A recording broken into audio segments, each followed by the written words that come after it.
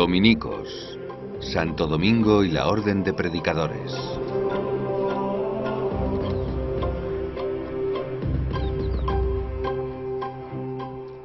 En esta tierra castellana, en el corazón de España, todo es de piedra y del color del sol.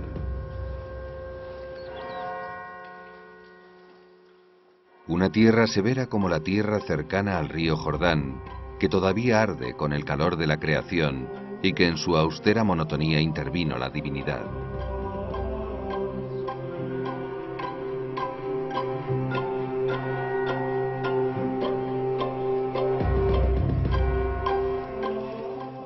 Un solitario peregrino avanza por esta tierra, llevado por un deseo de estar entre el cielo y la tierra.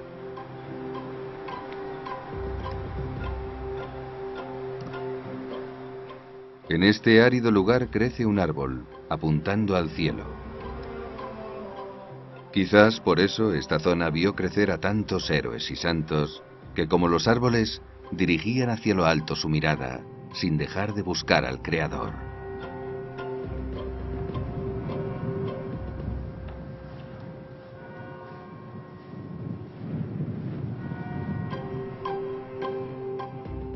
Durante 300 años el sol brilló sobre Castilla. Se moldearon lanzas y flechas, con hoces y rejas de arados.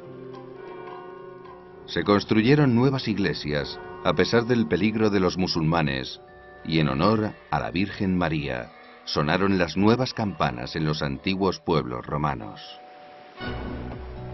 En toda Castilla, las madres cristianas amamantaban a sus hijos con coraje para defender esta pedregosa y reseca tierra con su fe y valentía.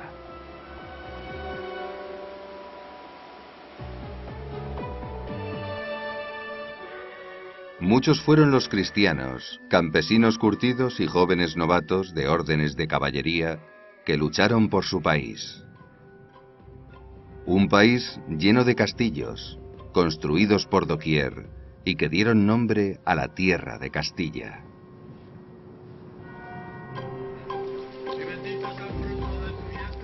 Desde el mar y las colinas, los cristianos volvieron a sus hogares de donde sus padres habían sido expulsados por los musulmanes. Cuarto misterio, la asunción de María a los cielos. Los pueblos se empezaron a renovar, se construyeron castillos, atalayas e iglesias. Hacía falta gran cantidad de piedra y cal. También nosotros perdonamos a los que nos ofenden. No nos dejes caer en la tentación y líbranos del mal. Amén. Cerca de Burgos, entonces sede del rey de Castilla, apareció un pueblo con el nombre de Caleruega, epicentro de talleres de piedra y construcción.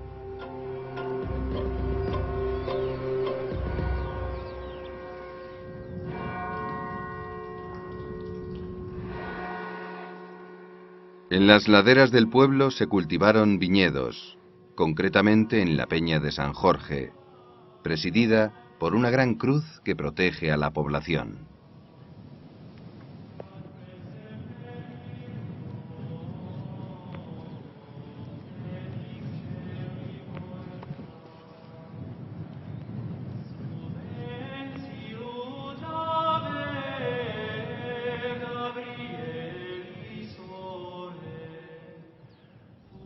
Es en esta tierra de piedra y del color del sol, castillos y caballeros, pobreza y valentía, donde nace Domingo de Guzmán, caballero, monje y sacerdote. Durante muchos siglos se le ha atribuido haber enseñado a los cristianos la oración más bella, que sube y penetra en el cielo desde la tierra. El rosario, un nombre sugerente, quizás porque es un modo de enviar a la Madre de Jesús preciosas rosas en memoria de sus actos.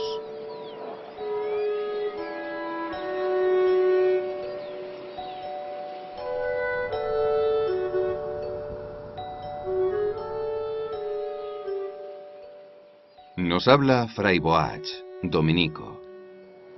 Justo aquí, en el remoto pueblo español de Caleruega, el fundador de nuestra orden vio la luz del día. Un hombre cuya vocación fue traer la luz de la fe a muchas almas errantes.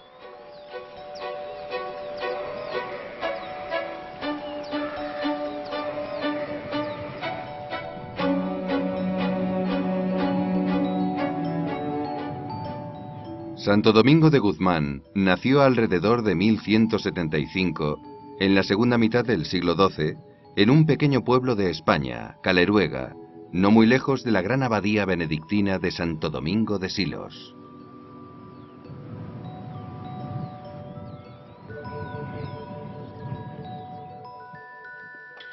Habla Lorenzo Maté, abad de la abadía benedictina en Silos. Pues esta es la capilla actual donde están los restos de Santo Domingo de Silos. Es del siglo XVIII y la tumba de Santo Domingo de Silos fue visitada por la madre de Santo Domingo, el de Guzmán de Caleruega, el fundador de los dominicos. Por esto pues siempre hay una unión entre los dominicos y también los benedictinos de Silos. Se puede ver la beata Juana de Az, que vino pues a visitar la tumba de Santo Domingo pidiendo pues poder tener un hijo, y por eso le puso en agradecimiento Domingo.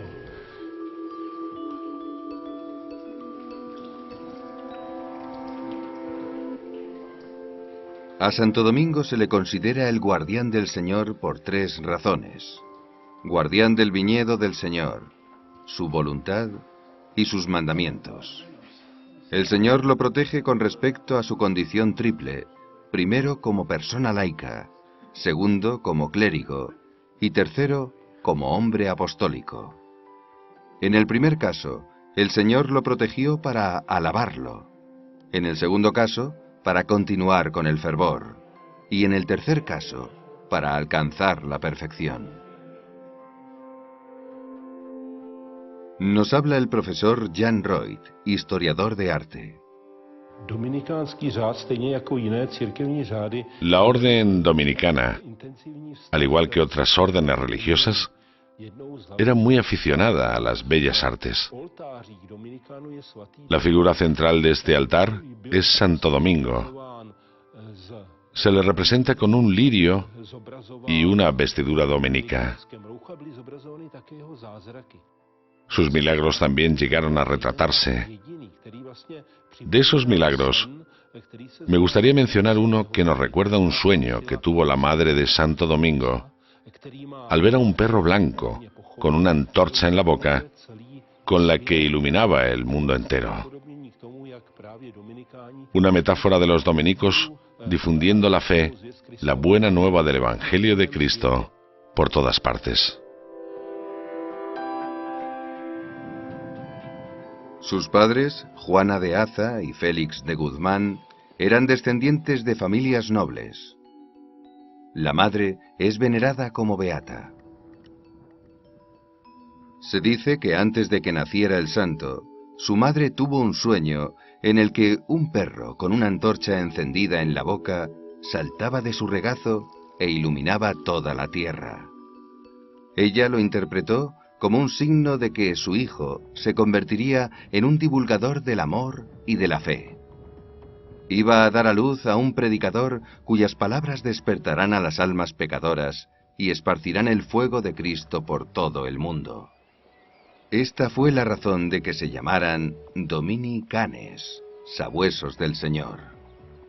Durante el bautismo, la madrina vio en la frente del bebé una estrella que iluminaba el mundo entero con una luz.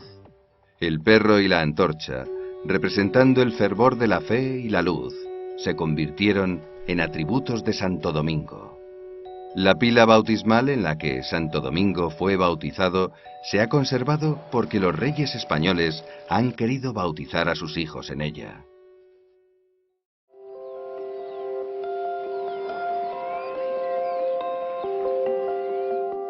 En Palencia, Santo Domingo estudió artes liberales. Primero el trivium, gramática, dialéctica y retórica. Y después el quadrivium, aritmética, música, geometría y astronomía. También estudió historia, lógica y filosofía. Al terminar sus estudios con 22 años de edad, en 1200 se ordenó sacerdote y fue nombrado canónigo de la Catedral de Osma, donde se hizo monje agustino.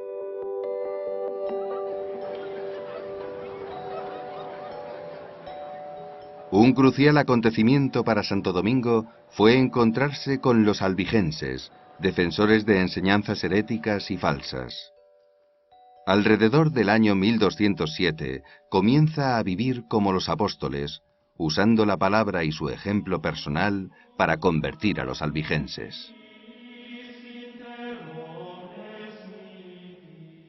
Domingo vio lo infructuoso que era usar la fuerza bruta para convertir a los herejes, y se convenció de que podría ser mucho más eficaz predicando la palabra de Dios apoyada en estudios sistemáticos.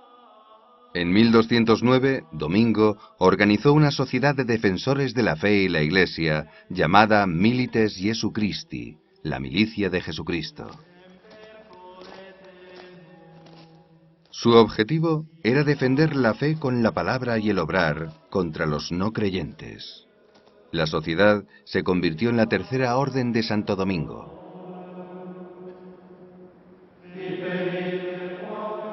En ese momento, el Papa Inocencio III decidió poner en marcha una cruzada contra los albigenses. Santo Domingo estaba solo, caminando por una tierra devastada por combates, intentando convertir a los perdidos antes de que la violencia continuara. Aunque sufría de inflamación intestinal y fiebre, durante sus viajes de predicación por España, Francia y Roma, recorría unos 40 o 50 kilómetros diarios. Al abandonar una ciudad o un pueblo, se quitaba los zapatos e iba descalzo. No usaba caballos, nunca dormía en cama. A menudo se pasaba toda la noche rezando en una iglesia. Santo Domingo instaba a los otros monjes a meditar en los viajes. Esto fue recogido por Santo Tomás de Aquino en el programa de la Orden para enseñar a los demás el fruto de la contemplación. Los albigenses, o cátaros, del griego cázaros, que significa limpio, querían renovar la pureza de la comunidad cristiana. Pero en realidad se desviaban de los fundamentos de la fe cristiana.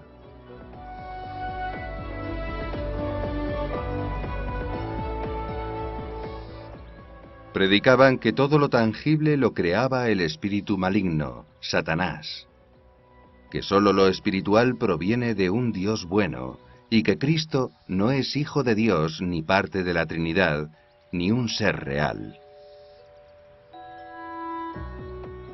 Los albigenses no comían productos animales, no reconocían el matrimonio, el poder secular, la jerarquía de la Iglesia, la Santa Misa, la cruz, ni los sacramentos.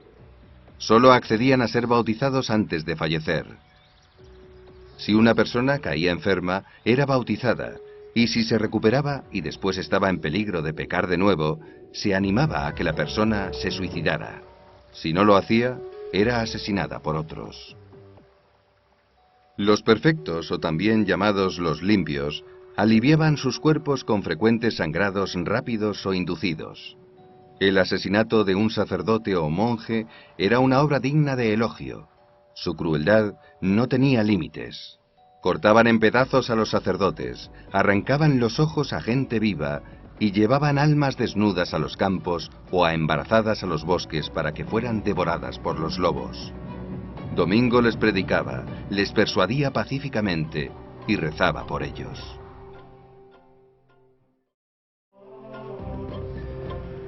En abril de 1215, a Santo Domingo se le unen los primeros hermanos, aunque todavía sin compromisos formales. Algunos se decidieron a comprometerse con él y fundar una comunidad de monjes. En junio de 1215, una diócesis le concede formar la orden por medio del obispo Fulco de Toulouse. Y es aquí donde Domingo, el solitario predicador errante, se convierte en dominico. En la casa de Peter Celan, en el año 1215, reúne a la primera comunidad de hermanos. Solo estuvieron allí durante algunos meses porque la casa se les quedó pequeña, pero aún así esta casa es la cuna de la orden dominica.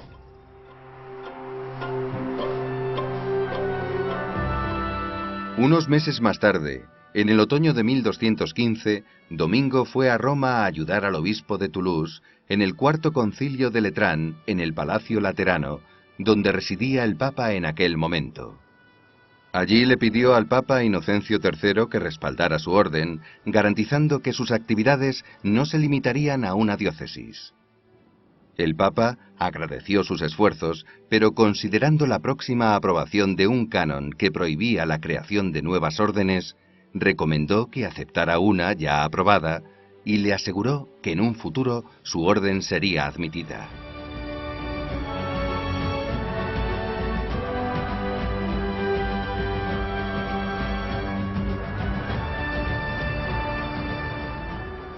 Santo Domingo volvió a Toulouse con sus hermanos y en el primer capítulo acordaron conjuntamente aceptar las reglas de San Agustín. Los hermanos también aceptaron algunos estatutos de los premonstratenses. Pero en general el concepto era totalmente nuevo y difería de las comunidades religiosas existentes hasta entonces. Los dominicos son una orden sacerdotal, no como los franciscanos y benedictinos, y el trabajo físico se suple con una vida de oración y pobreza. Pero pobreza vista como medio y no como objetivo. Santo Domingo regresó a Roma. El Papa Inocencio III había muerto y su sucesor, Honorio III, reconoció el 22 de diciembre de 1216 a la comunidad de Toulouse como orden religiosa. Aprobó la nueva orden y permitió a sus monjes predicar el Evangelio. Este Papa llamó a los dominicos por primera vez hermanos predicadores. Nombró a Santo Domingo prior de la Orden de Predicadores, quien fue reconocido como superior por todos los hermanos.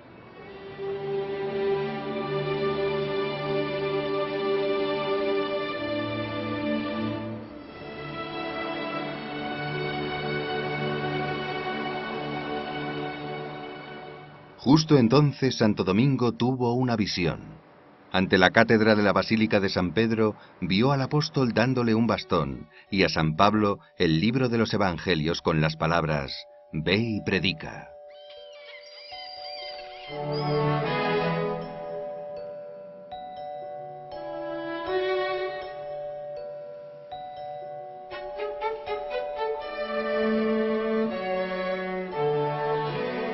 Como consecuencia de su visión, en la festividad de la Asunción de María, el 15 de agosto de 1217, Santo Domingo envió a 16 hermanos a España y a Francia. Se despidió de ellos diciendo: «Si se esparcen granos, nace una cosecha; si se dejan en un montón, se pudrirán». Superando los primeros fracasos, Italia, España y Francia presenciaron el surgimiento de nuevos monasterios de los hermanos predicadores.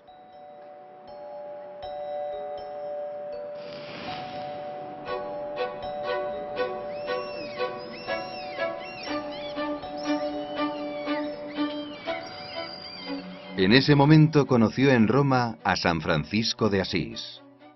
Aunque su trabajo tenía mucho en común y se respetaban entre ellos, cada uno siguió su camino. Francisco basó su orden en la sencillez y la pobreza, y Domingo en la teología y la predicación.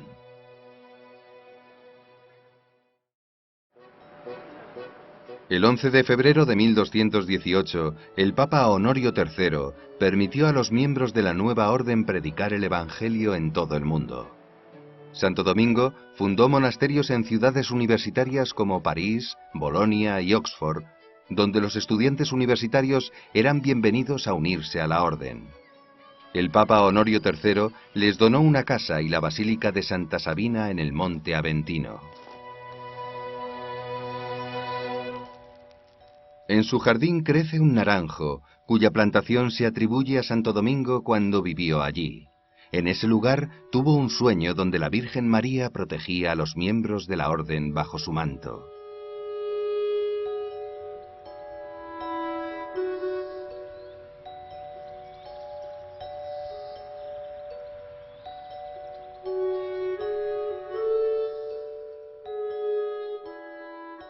Aún hoy se puede ver la piedra en la basílica que, según la tradición, el diablo arrojó a Santo Domingo mientras rezaba, rompiendo la losa del sarcófago relicario del altar.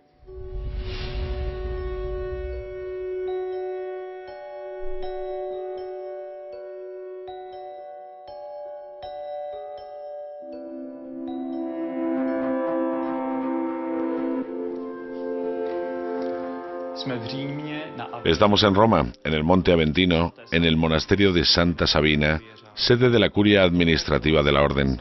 Aquí estaba la celda de Santo Domingo, donde dormía, al final del dormitorio. Aquí vemos un fresco de los 3 representantes de órdenes mendicantes, Santo Domingo, San Francisco y Ángel el Carmelita, pasando la noche juntos debatiendo sobre asuntos sagrados.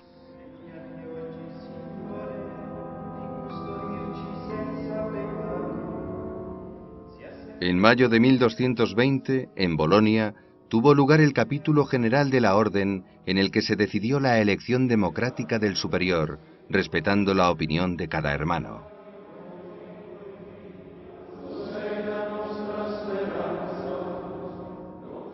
En el capítulo llevado a cabo en 1221, se tomó la decisión de dividir la orden en territorios administrativos, llamadas provincias.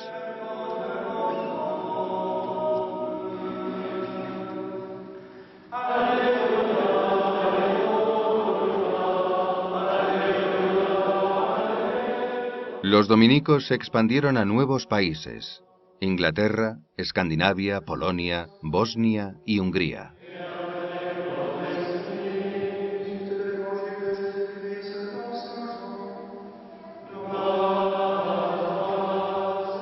Poco tiempo después del final del segundo capítulo general, Domingo de Guzmán falleció.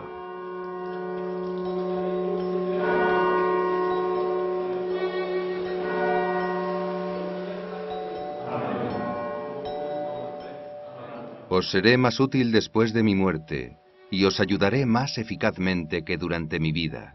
Venid, santos de Dios, corred, ángeles del Señor, tomad mi alma y presentadla ante la mirada del Altísimo. Santo Domingo pasó a la casa del Padre en la tarde del 6 de agosto de 1221. En 1233 se trasladaron sus restos y se organizó una gran ceremonia. Durante la misma, una esencia extraña surgió de la tumba. Para la emocionada multitud, fue una señal del cielo. Siguieron muchos milagros. El famoso escultor Miguel Ángel añadió 3 estatuas a la tumba como recuerdo de este suceso. El 3 de julio de 1234, el Papa Gregorio IX canonizó a Domingo y se ordenó que el 8 de agosto fuera el día de su fiesta.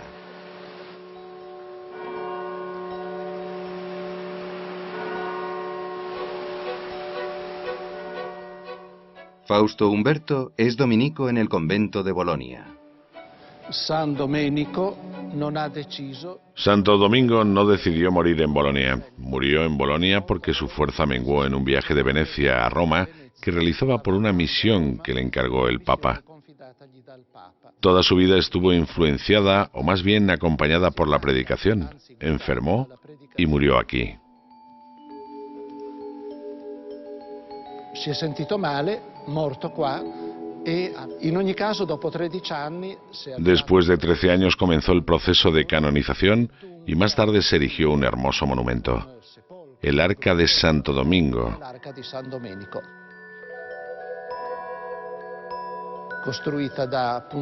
construido por Niccolò Pisano y posteriormente acabado por Miguel Ángel.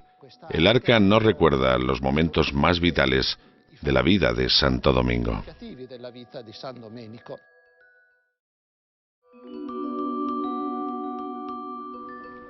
Dicen que Domingo, de niño, escuchó a sus padres decir que Dios creó el mundo y escondió en las profundidades de las tierras españolas muchas piedras hermosas para erigir templos.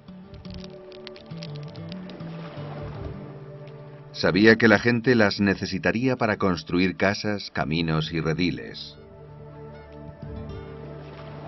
Era consciente de que las personas también construirían templos para su Hijo, Jesucristo. Las profundidades protegieron estas piedras para los templos y entonces, llegado el momento, se abrieron para cincelar piedras y esculpir columnas. Según la tradición, la Virgen María se apareció a Domingo cerca de Toulouse y le enseñó una oración. De una pequeña piedra creó una cuenta y después más, el rosario, que une de forma segura el cielo y la tierra. Y a la Madre de nuestro Dios, María, le gustan tanto estas cuentas que las usa como joyas para adornarse cuando decide reunirse con sus hijos. Santo Domingo se convierte así en el difusor principal del rezo del Santo Rosario.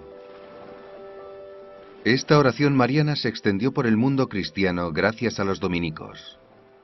Tomaron la festividad de los esponsales de la Virgen María y la extendieron primero por Europa y más tarde por México y Sudamérica, donde incluso hay ciudades con el nombre de la Virgen María, como Buenos Aires, cuyo nombre original es Puerto de Nuestra Señora Santa María del Buen Aire.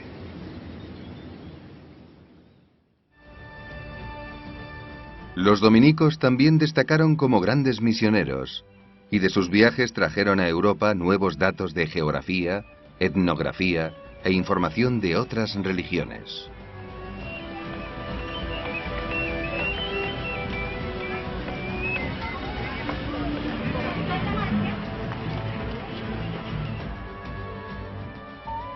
Su labor con los indígenas fue esencial tras el descubrimiento de América. Lucharon contra los intereses de dignatarios seculares y eclesiásticos.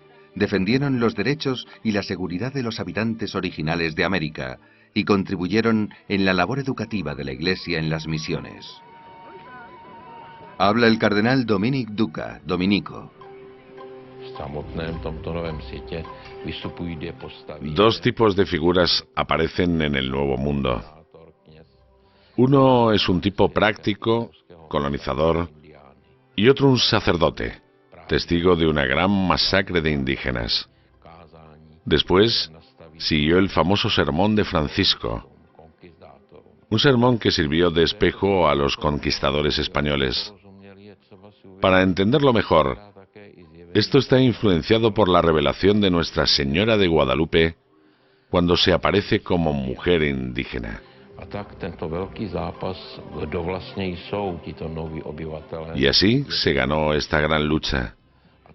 Ellos son personas, y a la lucha le sigue la libertad y la dignidad de los indígenas. El gran colono, y más tarde dominico, el obispo Bartolomé de las Casas, luchó por esta libertad, pero no hubiera prevalecido si no hubiera tenido el apoyo de la famosa Universidad de Salamanca y del Centro de Estudios Dominicos en Valladolid. Ellos tienen los fundamentos teológicos listos para defender la dignidad humana de los habitantes del Nuevo Mundo. Y luego está el famoso Tratado de Francisco de Vitoria, que comienza con las palabras: ningún hombre nace esclavo. De hecho, esta es la primera condena de la esclavitud y la servidumbre que escuchó el mundo.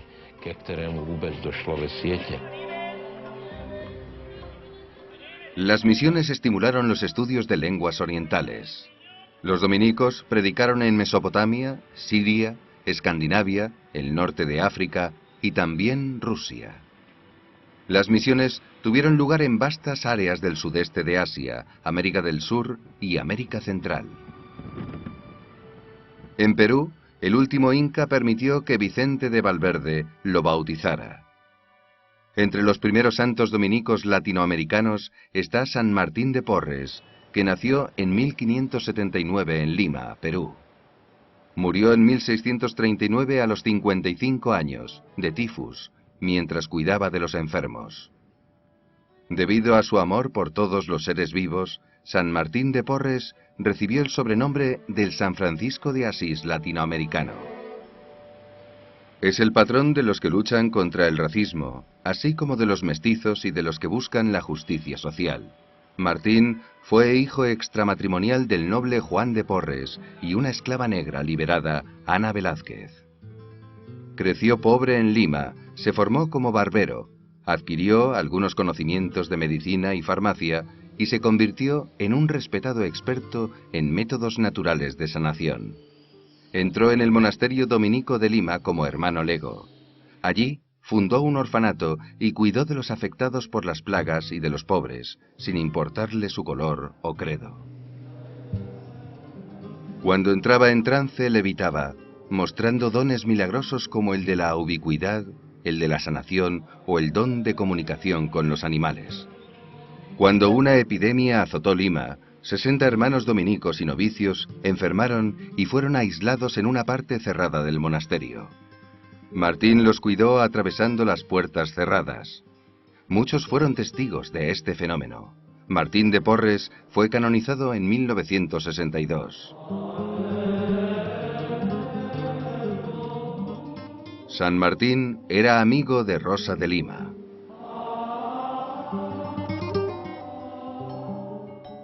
Santa Rosa de Lima nació en dicha ciudad en 1586. Fue la primera persona canonizada de Sudamérica y por eso se convirtió en su patrona. Con 20 años, su sueño se hizo realidad, uniéndose a la Tercera Orden Dominica. Fue conocida por su cuidado y preocupación por los indígenas de Perú, quienes, en esa época, vivían en la periferia de las ciudades. Santa Catalina de Siena, también de la Tercera Orden, fue su ejemplo. Sus escritos la cautivaban como ideal del misticismo contemplativo. Rosa de Lima murió en 1617 a los 31 años, y en torno a su celda surgió un segundo convento y además de numerosos milagros junto a su tumba.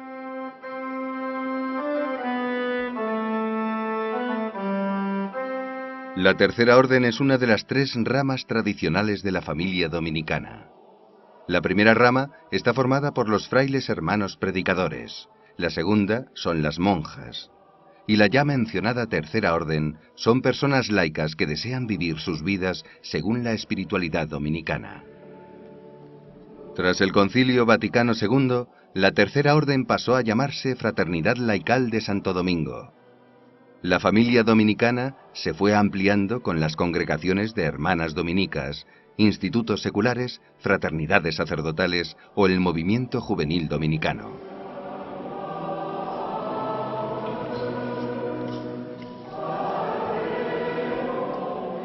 Santa Catalina de Siena fue una monja italiana, una mística declarada doctora de la Iglesia en 1970 por el Papa Pablo VI. Es una de las mujeres más significativas en la historia de la Iglesia. Luchó para que los papas volvieran a Roma y por la superación del cisma de Occidente. Católicos, anglicanos y luteranos la consideran santa. En Pisa, cuando se encontraba rezando en la iglesia de Santa Cristina, le fueron concedidos estigmas, marcas físicas visibles de las heridas de Cristo, que quiso mantener escondidas el resto de su vida.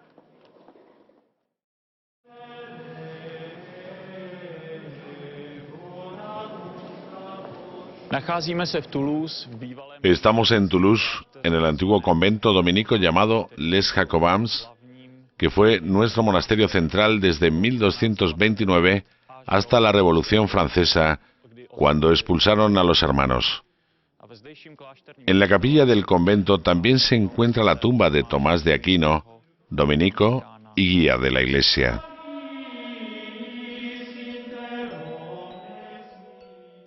Santo Tomás de Aquino, el doctor angélico, es un filósofo y teólogo católico de la mejor tradición escolástica, junto con Alberto Magno. En la Iglesia Católica Romana, Tomás es uno de sus mayores teólogos.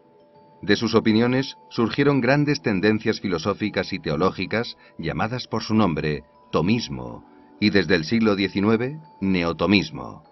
Su gran trabajo es la extensa obra Summa Theologica.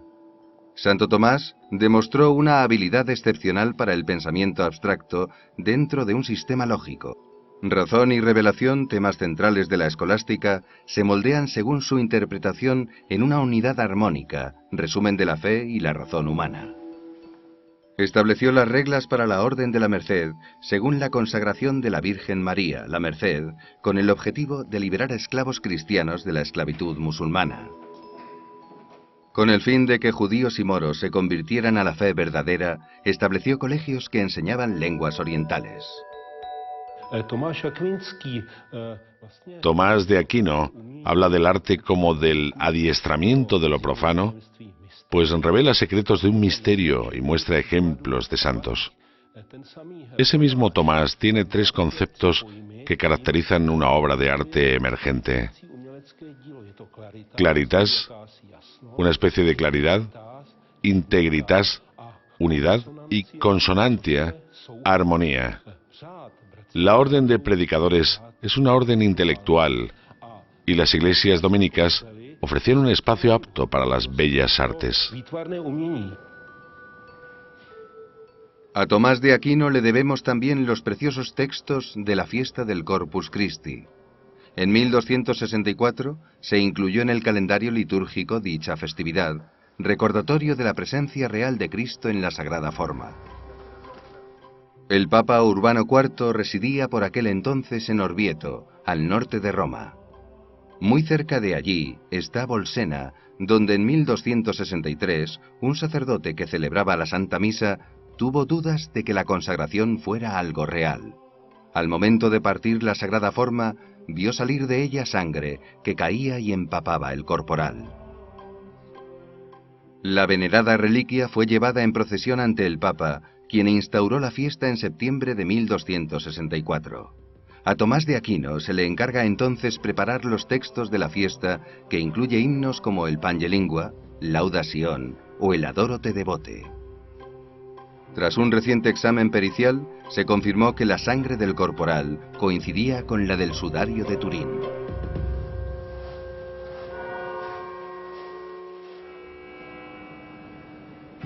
Uno de los 4 papas dominicos fue San Pío V, quien puso en marcha la reforma de la Iglesia convocando el Concilio de Trento, cuyas resoluciones marcaron durante siglos toda una época en la Iglesia.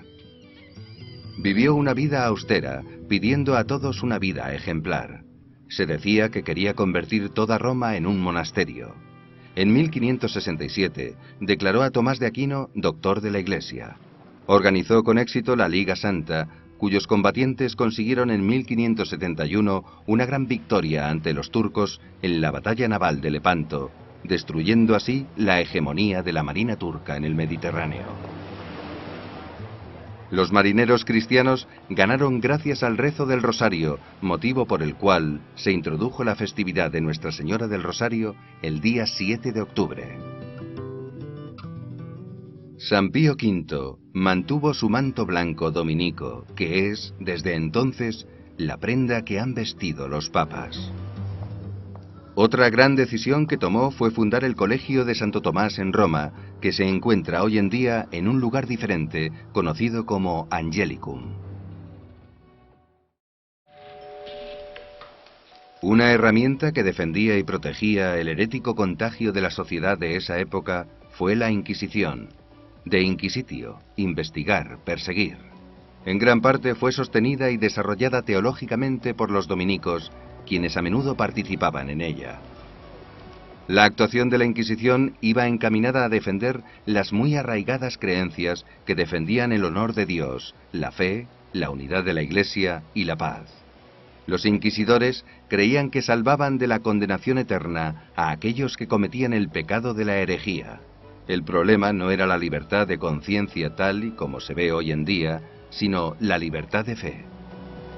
Por otra parte, debemos distinguir entre la Inquisición estatal, como la española o portuguesa, dirigida en el siglo XVI contra judíos y musulmanes, y la instaurada por la Iglesia. Esta era dirigida por eminentes teólogos que tenían que decidir si el acusado era realmente un alma descarriada y entregarlo al brazo secular para recibir castigo. La Inquisición del Estado se enfrentaba a la herejía sin juicio. Creían que todas las ilusiones y los que las sufrían subvertían al Estado. Los dominicos usaban la fuerza de sus argumentos e históricamente la mayoría de las disputas acababan con la absolución. A menudo podía ser la Inquisición eclesiástica la que salvaba a los herejes. Recordemos el famoso ejemplo en un valle suizo, donde unos niños se salvaron al ser enviados al Papa. Una vez dentro de los estados pontificios, fueron salvados por cardenales inquisidores. La Inquisición, pues, no es solo una leyenda escabrosa. La Inquisición es también la búsqueda de la libertad y de superar el miedo. Creo que la Inquisición también existe hoy en día, pero ejercida por la modernidad, como censura a la Iglesia y otras restricciones laicistas. La Inquisición tutelada por la Iglesia nunca quemó a nadie. Los castigos eran responsabilidad de las instituciones civiles. La Iglesia solo quería arrepentimiento, exaltar la cruz. La Inquisición fue criticada de manera hipócrita por los ilustrados, quienes en época de la Revolución Francesa superaron en mucho el número de ejecuciones y en menos años. También los protestantes fueron críticos a pesar de que Lutero, Melanchón o Calvino organizaron sus propias inquisiciones, a menudo mucho más despiadadas.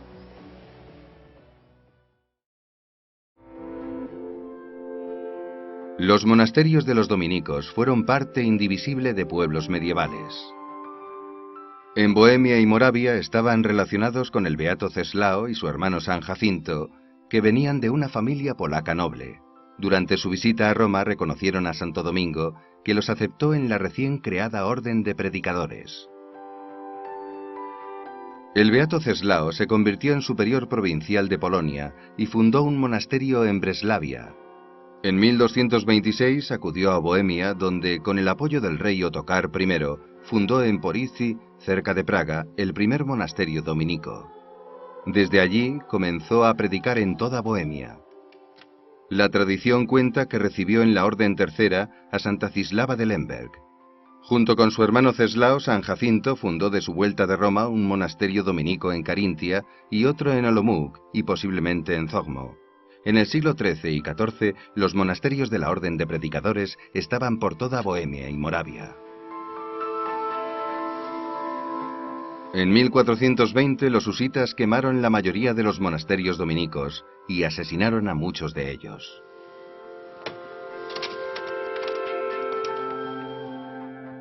Entre 1620 y 1780 fueron años de florecimiento para los dominicos en tierras checas. Pero el rey José II intervino cruelmente y prohibió monasterios y órdenes. Los años más duros en la historia de la orden llegaron a finales del siglo XVIII, cuando se extendieron las corrientes anticlericales propagadas por el pensamiento ilustrado.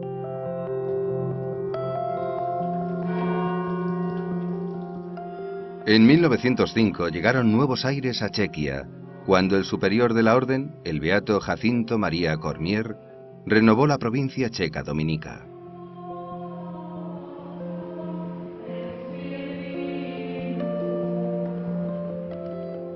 Este esperanzador desarrollo fue cortado de raíz en abril de 1950, cuando fueron perseguidas, acosadas y abolidas por la fuerza todas las órdenes monásticas y sus miembros llevados a juicio político, condenándoles a largas penas de prisión.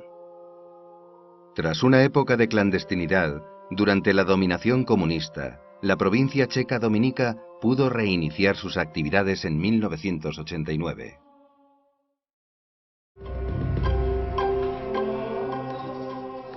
El estilo de vida monástico típico está descrito en la regla monástica.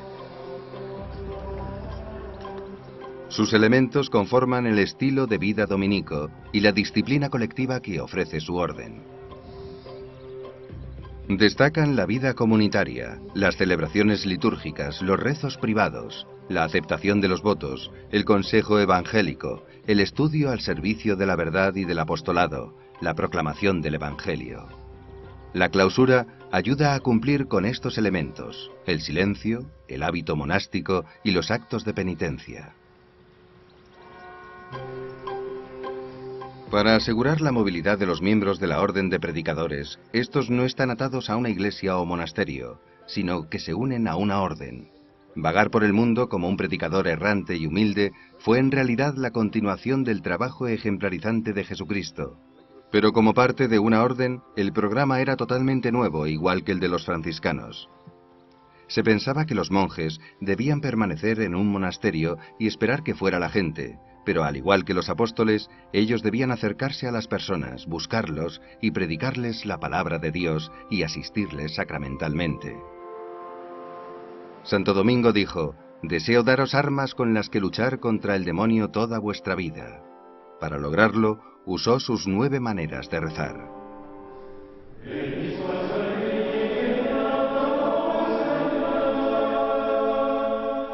La orden de predicadores comenzó una era democrática para las órdenes. La formación de la orden de predicadores constituye la obra maestra de Santo Domingo, obra del Espíritu Santo y de la visión magnánima del hombre. A diferencia de otras, nunca sufrió ruptura, separación o desintegración, y muchas otras órdenes tomaron los estatutos de la orden de predicadores como ejemplo. La orden está dirigida por un magistri ordinis, maestro de la orden, responsable directo ante el Papa, cabeza de la Iglesia Católica.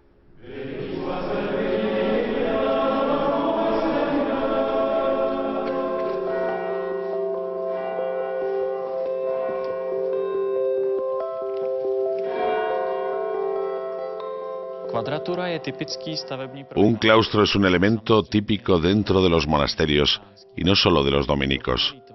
La forma cuadrada perfecta simboliza la unidad de la vida, y el jardín en su interior, llamado Paradisus, representa en uno de sus lados el paraíso perdido, y en el otro, la esperanza para el futuro.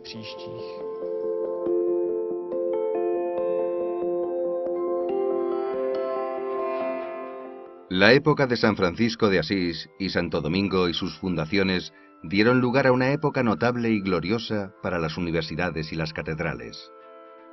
Contribuyeron en gran medida a moldear espiritualmente Europa y luego otros continentes. A pesar de desastres como las plagas del siglo XIV, los movimientos husitas en el XV, la Reforma protestante o el declive de la orden en el siglo XVI, así como los cientos de mártires en distintas revoluciones anticatólicas como México y España, los dominicos sirven como ejemplo de lealtad a la Iglesia, al Papa y a la fe verdadera. Los dominicos ayudaron a fundar ciudades, desarrollarlas y refinarlas. De ellos toma el nombre el país de República Dominicana, descubierto por Cristóbal Colón en el Caribe en 1492, y en cuya capital, Santo Domingo, está la catedral más antigua de América. La Iglesia, con ayuda de los dominicos, desarrolló una red educativa de universidades alrededor del mundo, pues era la única institución en Europa y en el mundo que mostraba un interés consistente en retener y cultivar el conocimiento. Tras 8 siglos, la Orden de Predicadores ayudó a crear lo fundamental de la cultura e identidad europeas. Magníficas catedrales que adornan innumerables ciudades europeas son un símbolo de la fe viva de una época en la que Europa estaba unida bajo la bandera cristiana. Santo Domingo, San Francisco de Asís y Santo Tomás de Aquino sobresalen por su excepcionalidad entre el conjunto de mujeres y hombres que lucharon por promover una sociedad de valores dignos de Jesucristo, Salvador nuestro.